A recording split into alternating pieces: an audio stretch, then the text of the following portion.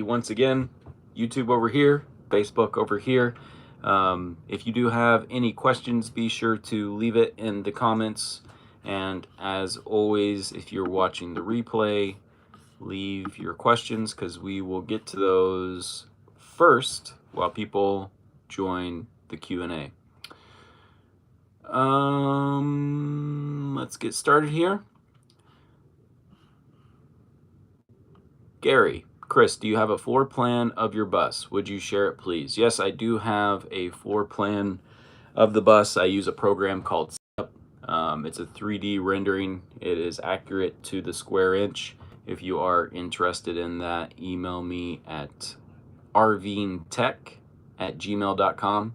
So that's rvingtech@gmail.com, and I will send that over to you. Basically, it is the build exactly like I have it now, besides the fridge. I swapped out the fridge for a 12-volt unit, which is a smaller 12-volt unit, and that's been working really well. And hey, Chris, started watching your travels off and on since 2016. Thanks for watching. That's when I started full-time. Awesome. Well, I hope you're enjoying the road. Anisha, I'd love to watch you surviving off-grid this winter. Yes, so I am excited for it too. For those who don't know, the plan this winter is to spend the winter in Wisconsin and try and live off-grid. Swap out the diesel heater with the wood-burning stove and see how long that lasts. It's something that I've wanted to do for a long time. I think it'd be super fun, and we'll see how it plays out. So those are all the questions from the Chris Travels. Checking over here on Facebook. Eric, do you only do interviews with people who live in their van?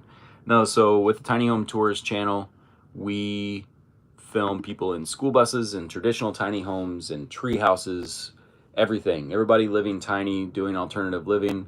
That is what we cover on Tiny Home Tours. And then the Chris Travels page, which is also live right now, that is me living and traveling full-time in my school bus conversion. So we record a bunch of stuff on different brands. From the last live Q&A, Barbara, how do you look into a tiny home without the loft made up as a bedroom, and what type of money are we talking? So if you look across our channel, our Tiny Home Tours channel, let me see if I can find one. So in the chat of this live video on Facebook, I linked a sample of a tiny home that is one floor, because as people age, they don't want to go up and down a ladder, or they just want the headroom in their tiny home. I just linked a single level tiny house. The cost totally depends on the materials. I mean, you could build a tiny home with cheap materials and you want to be a lower cost point, but might not be as good quality. Things might break down in it, or you could invest more. It just really depends on where you're trying to build and what materials you're using. Dominique, is getting work hard to do being on the road? I'm so happy you are helping us with tiny spaces. You are awesome. Yeah, thanks for watching. I appreciate it. So finding work on the road has become a lot more easy on Facebook. I will type this as well. Remote.co and flexjobs.com. Those are two options that I always suggest to people. These are not gig economy jobs for the most part. These are actually 401k jobs where people are working on a salary with benefits. These are actual companies hiring you as a W-2 employee, a lot of the jobs on here. So I would check those two websites out. Especially with COVID, remote work has become a lot more feasible, a lot more doable. Patricia, hello from New Mexico. Thanks for watching. So what is the lowest price tiny home I could possibly get? So it seems like the most cost-effective, cheapest way to get on the road is actually, well, pre-pandemic, it's a lot different now, but pre-pandemic, buying an old school bus and just doing a very simple build and hitting the road. That's how I've seen people hit the road very cheaply. Vans now are crazy. The older RV market went up. Newer RV market definitely went up. with the fifth wheel trailers and tow behinds, typically you need a truck for that. It seems like even to this day, buying an older school bus with a good engine, I always recommend the Cummins 8.3 with the Allison 3060. But still, I mean, just to give you context, pre-pandemic, I bought my bus at the end of 2017. My bus has the Cummins 8.3, the Allison 3060. It's a 40-foot bus, all American, heavy-duty chassis. And I bought my bus for $3,000, had 120,000 miles on it. Where, no joke, you probably won't be able to find my bus now, like at auction. I assume they're going to go from $6,000 to $9,000 easy if you got a bus exactly like my bus. Double or triple the price. That's just kind of the way it is. But still, you're able to get a bus. Say you get a decent bus for $6,000, you put another $2,000 into making simple interior build. Get a Jackery or some sort of battery pack with solar panels, and hit the road. Totally possible. Maryland Sue, where are you located? So I live full-time on the road, so it just depends on the time of year and the weather. Bouncing around all over the place. Carmelita, hello from Missouri. I'm wrestling back and forth about having a tiny home, the pros and cons. I went over that one last time. Cons are the upfront cost is fairly expensive. The upfront cost is fairly expensive. The pro is once you get to start living tiny, once you're on the road or once you get your rig set up or your tiny home, it's very cost effective. Let me check here on YouTube, see if there's any questions. No pro, go pronto. What's going on? Long time no see. Haven't seen you forever. Hope all's well. Let me know if you're still living in New York City. Gina, interesting about the winter in Wisconsin. Very interested in that. Yeah, the winter in Wisconsin is going to be very intriguing to see if I'll be able to pull that off. Morning.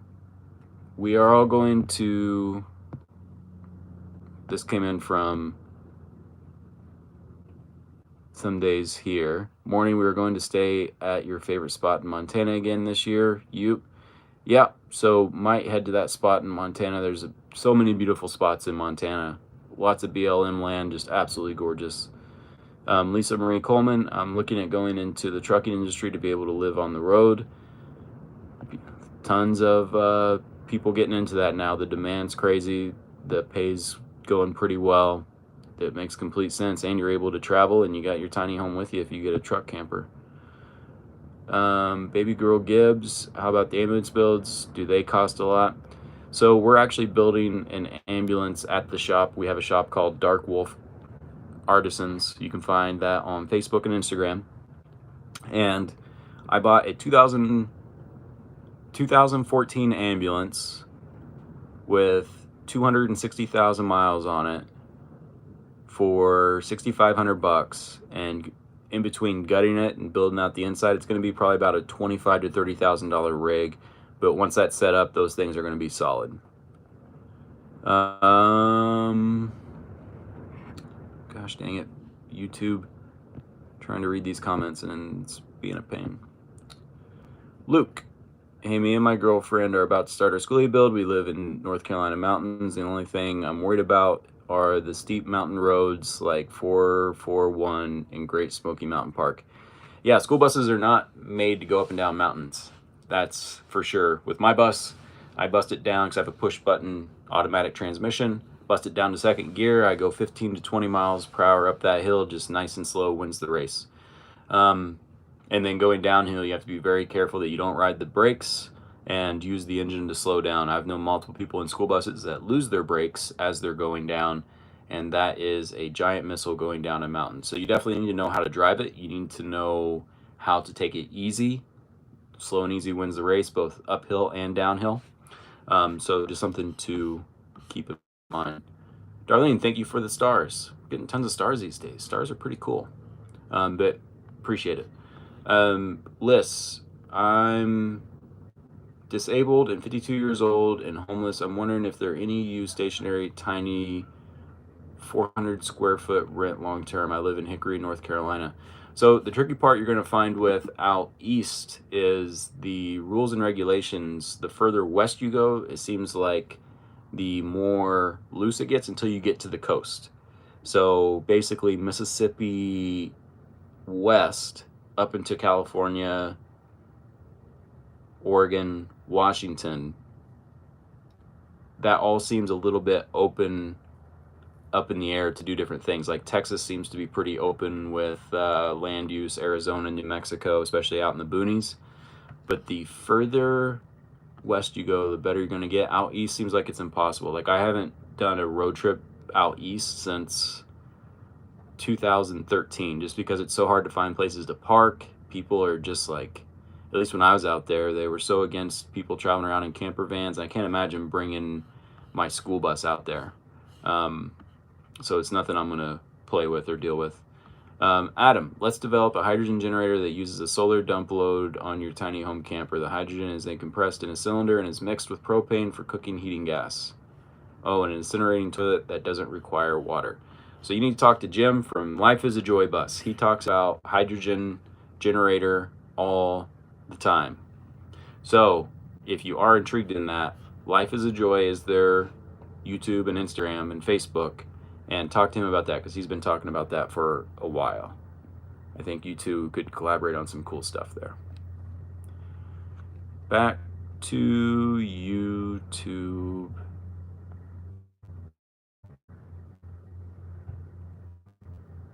Gina, that's why I'm following them. I saw a notification the other day, and I was like, are you talking about Jim and Debbie? Gina? I'm not too sure. Let me know. Nate's Projects. If you buy one from the mountains, it's geared to be able to handle it, though they won't have as good as top speed. Yes, what he's saying is with the bus, the young man at the shop, he got a bus from the mountains of Colorado, and it was a manual geared really low, and that thing was just romped all through the mountains. If you find a manual bus, that'll definitely help. I mean, I basically treat my bus as a manual as I'm going up and down mountains. Again, downshifting to second gear, and as I'm going down the mountains, I slow way down, bust it down to fourth gear or so, and let the engine help slow down the bus so I don't overheat the brakes. Luke, Project. So really, that's great to know. I live in Conway, North Carolina, right next to the national park, so maybe I'll see if the school district here is selling one. No Go Pronto. Is there such thing too many miles on a gas schoolie? That's the most mileage you should look at. Thanks. So with a gas schoolie, are you talking about a 40-foot school bus, or are you talking about a mini bus? Because the Chevy 6.0 gas engine, if you're looking at a Chevy minibus, those 6.0 engines are basically reworked out of Corvettes to have more low-end torque and less horsepower, but it's not uncommon to find those 6.0 Chevys with 300,000 miles. And one of our minibuses has that engine, and that bus is awesome. Plenty of power. I think it gets like 11 or 12 miles to the gallon. But if you're talking a larger school bus has a gas engine, I would run for the hills. If you get a larger school bus, always go with a diesel. Pomeranius car, hello from Brazil. Thanks for joining. Gina, Jim, and Deb are such great people. Yep, just had breakfast with them this morning. Somebody's here. Some days here. Sorry about that. Are you using Starlink now for your connection? I am. It's a little bit windy today, and I still need to double check my location, but Starlink has been working awesome. Gina, no, the Dark Wolf Artisan page. Oh, yeah. Yeah, we did mention. So Dark Wolf Artisans is the page for our shop in Kansas where we are building mini schoolies and doing roof raises on buses. Zero Flame, hope all well. What's going on, bud? So Zero Flame helped put in that wall that you see right back there. Back in the day at Jim and Debbie's. Hope all is well, bud. Nate's no Instagram, but you can see my rig. Oh, he's messaging back and forth. No Pro Pronto minibus 4 through 5 window. Yeah, so the Chevy 350, the Chevy 6.0. I grew up a Ford guy. I'm not biased here, but the 350 and that 6.0 engine are awesome in mini schoolies.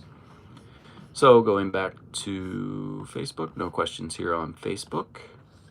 So we'll keep rocking on YouTube. So we got about 5 minutes left. Baby Girl Gibbs, how is the flea market buying and selling going? So I haven't been doing that as much because right now I can't really show both things, but I'm out in the middle of the desert, and I did hit up some garage sales. I've mostly been looking for Pokemon cards at garage sales, hoping to strike gold there, but did find a couple things. So for those that don't know, I love going to garage sales and finding stuff and then flipping it on eBay. This is an example, something that you can get cheap. Got this for $3 at a garage sale, an old school Bowser, and this guy sells for anywhere from like 19 to 30 bucks. This little guy right here, if this was working, so this is an old Build-A-Bear that they did limited edition Nintendo. If this actually worked, like the noise on this Bowser worked, this would be a $70 item. So it went from $3 to $70. I just love flipping stuff and going to garage sales and negotiating down and finding this cool stuff.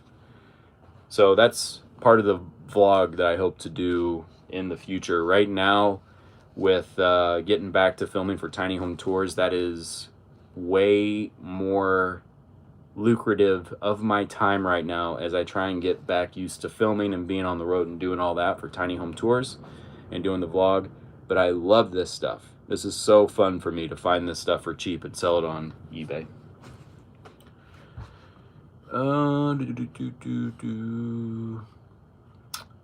Alyssa, here in Kansas. Where in Kansas is Dark Wolf? I'm currently in KC. Dark Wolf Artisans is based out of Wichita, Kansas.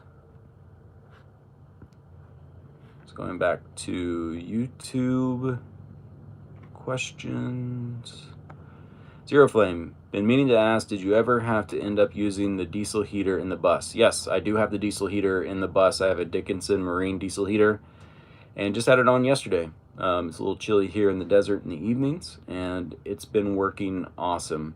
When I do the off-grid thing for the winter in Wisconsin, I will switch that out to a high-efficiency wood-burning stove just for the winter, being that you can't have a wood-burning stove in the school bus conversion for insurance reasons as you're driving, but we'll just swap it out before we leave. Luke, we should put a Tesla motor in a bus. Need a little bit bigger motor than what comes in their cars. Gina, I just want to know how you squeeze so much productivity in the same 24 hours as everyone else. You're so nonstop. So what that really boils down to, Gina, is what I've found is I don't give myself except an hour or two each day to where I'm not doing something that is helping me move forward. So for example, this morning I actually slept in until 5:30 because I didn't actually get in bed till 9:30 because sleep's very important. I need that 8 hours to actually be on my game and ready to go. So woke up, worked until about 8:30, had breakfast and coffee over at Jim and Debbie's, walked Kobuck, doing this, going to work out after. Then I'm going to organize the bus. Then I have a call at 12:30, going to go hiking with Jim and Debbie, then get back, work on getting stuff scheduled on Tiny Home Tours and working with the team and getting projects figured out. Then I have another call at 4:30 for those in the Tiny Living course that we put together. And then I will probably clean and organize the bus because I'm kind of going through everything right now and cleaning it out. And then hang out with Jim and Debbie for about 15-20 minutes before I head to bed, then head to bed and repeat. So it's basically always having a little bit of a schedule of what's going on, but always also being mindful that I do need that downtime, like those breaks in between. But like, for example, hiking is a little bit of downtime, but it's also working out. So I just find ways to do dual purpose. Parks with points. For your information, StreamYard lets you do both Facebook and YouTube. The free account should work for you. Parks with points. I'm going to add that to my list for things to do. I've heard about StreamYard. Guess I'm just being lazy, but I will definitely look into that. I appreciate it. Ashley, good to see you live and doing well. Thanks for joining. I am live and doing well. Some days here. So why Wisconsin? Be more updates on that later. Probably summer, late spring, early summer. Why Wisconsin? Lisa Marie Coleman, what are your thoughts on the Webasto diesel heaters? I'm actually about to install a Webasto diesel heater in my bus, but it's going to be a water heater version. So it'll have the furnace as well as a water heater. And basically the electric water heater I have takes up too much power. But I do think Webasto is top of the line. Like, you can get the cheap Chinese versions, but there's no diagnostics. They tend to break easier. I don't think there's really a warranty on those Chinese ones.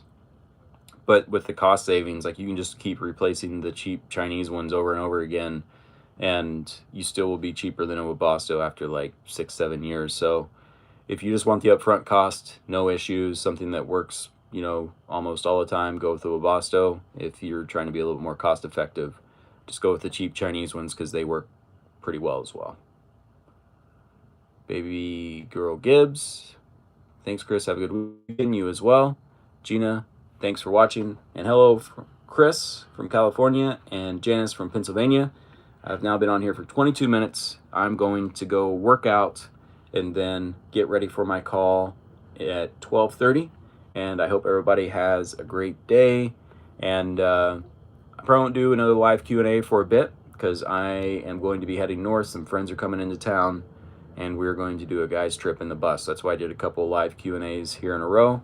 So if you're watching the replays, be sure to leave your questions down in the comments, and I'll get to those first thing next.